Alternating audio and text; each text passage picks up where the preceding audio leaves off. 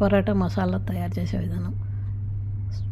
సన్నగా కట్ చేసుకున్న ఆనియన్, కొద్దిగా 1 టేబుల్ స్పూన్ ఆయిల్ వేసుకోవాలి, ఎక్కువ ఆయిల్ వేయను. సన్నగా కట్ చేసుకున్న ఆనియన్, గ్రీన్ చిల్లీ, జింజర్ వేసుకొని కొంచెం పచ్చివాసన పోయినంత బ్రౌన్ కలర్ వచ్చిందో ఫ్రై చేసుకోవాలి. ఇప్పుడు ధనియా పౌడర్, లాల్ మిర్చి పౌడర్, కొద్దిగా జీరా పౌడర్, రుచికి తగినంత సాల్ట్, సన్నగా కట్ చేసుకున్న ఆనియన్, కొరియాండర్ లీవ్స్, కొద్దిగా లెమన్ జ్యూస్ ఇవి వేసి మసాలా అంతా పట్టేటట్టు బాగా మిక్స్ చేసుకోవాలి. ఇవంతా చేసి 2-3 నిమిషాలు కలబెట్టినామంటే మనకు ఆ నీళ్ళు అనేది ఎగిరిపోతుంది.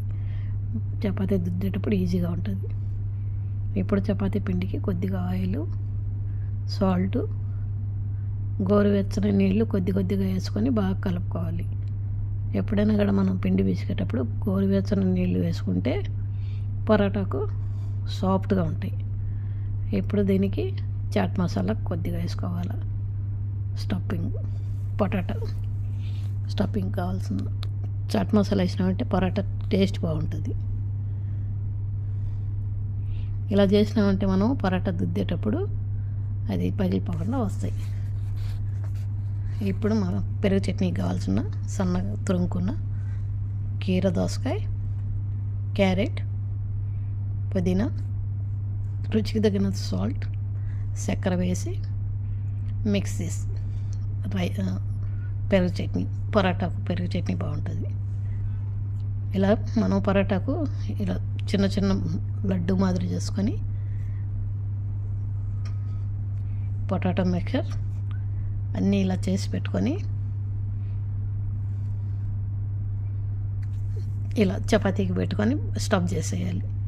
చేసి అన్నీ ఇలా చేసి పెట్టుకున్నామంటే మనకు ఎప్పుడైనా చేసి ఈజీగా ఉంటాయి.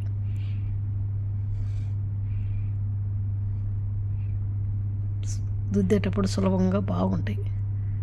ఇలా అన్నీ స్టఫ్ చేసి ఇలా పట్టి పిండి పట్టించి పెట్టినామంటే నేను ఇలాగనే చేస్తా. చాలా బాగా వస్తాయి పరోటా, సాఫ్ట్గా ఉంటాయి, ఈజీగా కూడా ఉంటుంది.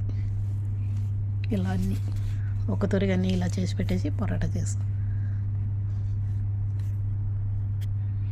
ఒక 2-3 నిమిషాలు పక్కన పెట్టి ఇప్పుడు పరోటా చేస్తుంది. మనం ఎట్టు దుద్దినా కూడా పగిలిపోకుండా నీట్గా వస్తాయి. చూడండి ఇలా.